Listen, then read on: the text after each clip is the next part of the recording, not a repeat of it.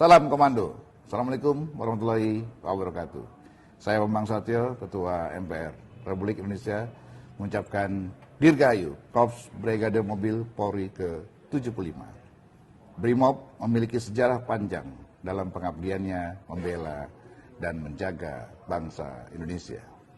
Kehadiran Korps Brimob menjadi salah satu tonggak sejarah monumental yang dapat dijadikan teladan, inspirasi, dan pendorong semangat juang bagi Polri dalam menjalankan tugas dimanapun berada.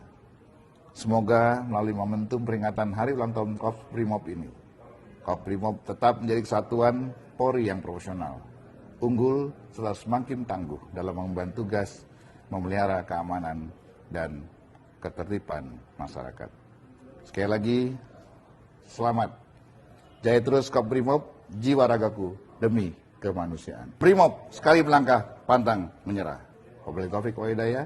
Assalamualaikum warahmatullahi wabarakatuh. Komando.